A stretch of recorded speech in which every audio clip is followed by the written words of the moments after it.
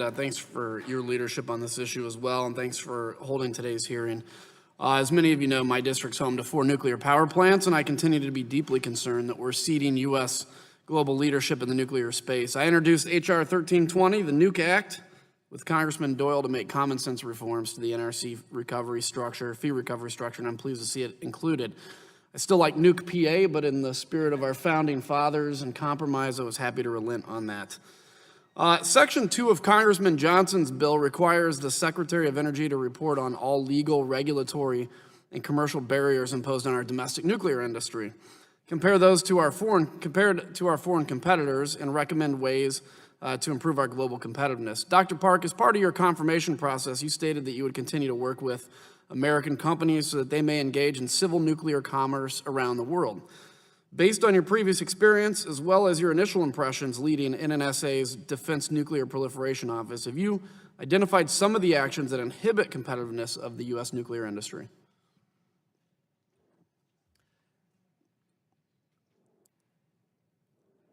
So the standard practice has been that we, as I mentioned a little earlier, we look at the big picture and we do the best we can. And now the challenge is that the world is evolving so fast. As it was stated, I mean, the last 4 months alone, the world changed.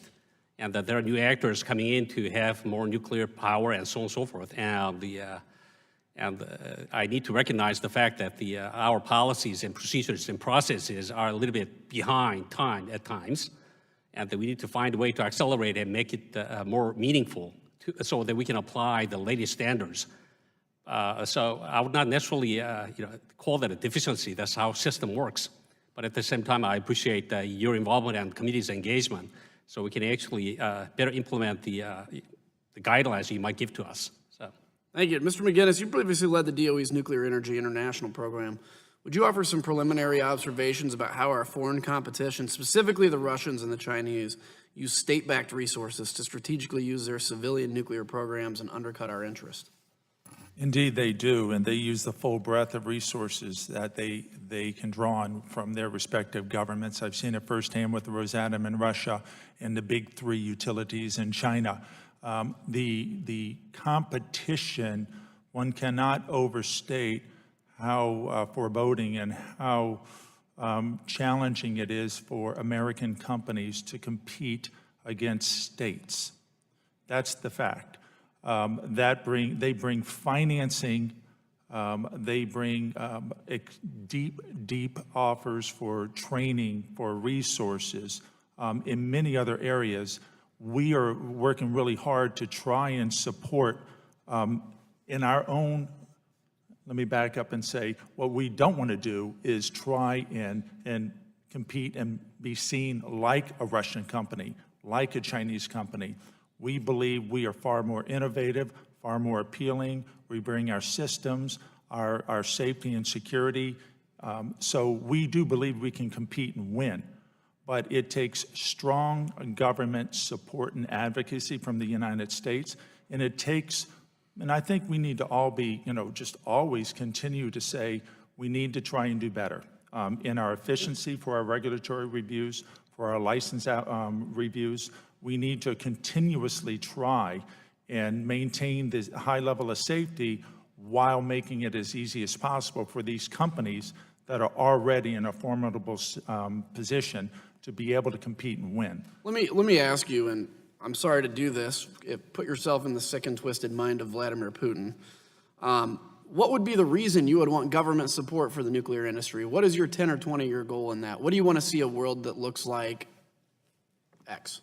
Well, in just my own opinion, again, having worked with Rosatom employees for quite some time in a competitive way, first of all, they want to dominate the nuclear sector.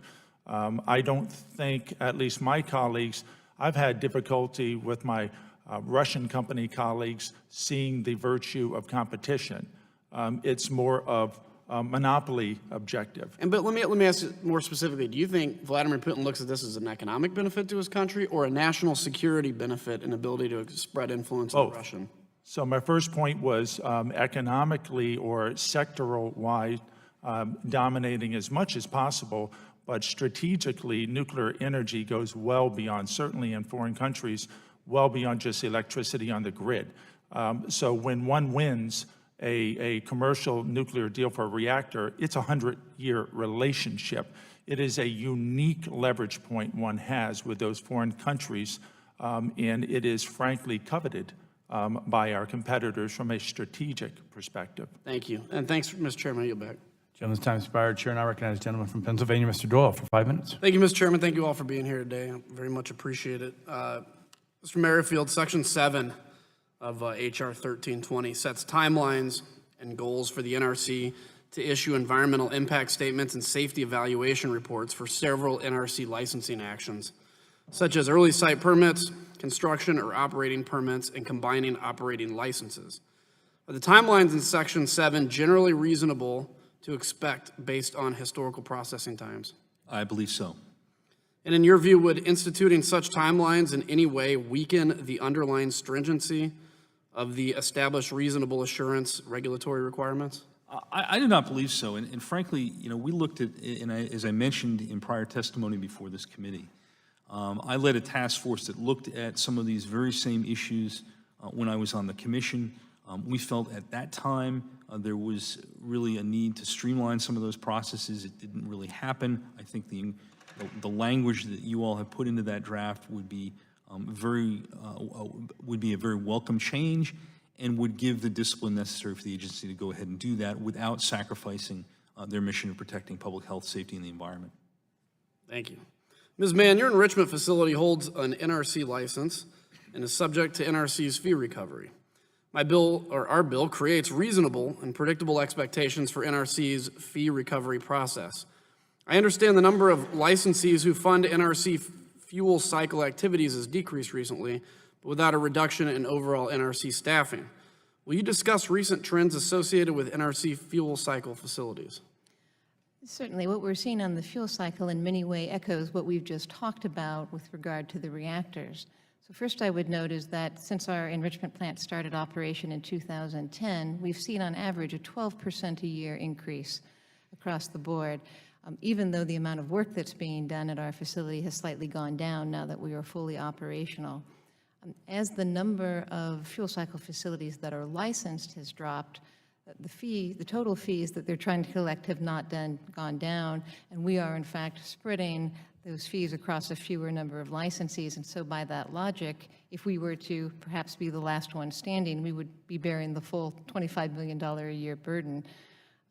What I think is also notable, and we've touched on it a little bit, is there are things that have to be paid for at the NRC that have nothing to do with the operation of an individual facility.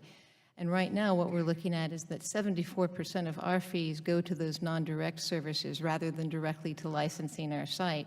And we certainly understand the need to share that burden, but that burden is becoming prohibitively high.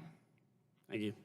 And how does this embed costs in nuclear fuel cycle, which you've touched on, business, and ultimately impact the commercial nuclear industry and electricity rates that my constituents pay?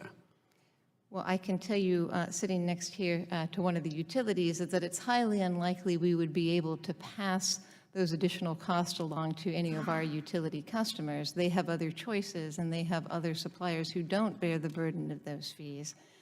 So we need to be careful, and likewise, we understand why Nick couldn't do that. He can't pass it on to his customers. So the question is, what is a more rational way to spread those total fees across, and that also reflect the individual licensing work being done at each of our sites? And that by definition would skew the whole energy mix anyway, which is something that we're obviously very concerned with. And so would enacting this legislation help control those costs in your mind? Yes, it would. Thank you. Mr. Lyman, H.R. 1320 contains substantially similar language regarding NRC's fee structure as the Nuclear Energy Innovation and Modernization Act sponsored by the Senate EPW Chairman Barrasso. With respect to that bill, your organization said the bill balanced reforms to the licensing process while allowing the NRC flexibility to regulate in the public interest, and the Union of Concerned Scientists took a neutral position on the bill. Does that position also apply to the same language fee that's included in my legislation? Yes, it does. And if you see in my testimony with regard to the fee cap and the corporate support costs, we also concede we take a neutral position because we think there's language in there that provides enough flexibility. We just don't want to see Congress mandate an arbitrary cap that would force the NRC to curtail important safety and security work. They need some flexibility, and I think the way the language is written now, they would have that. Thank you, and I yield back.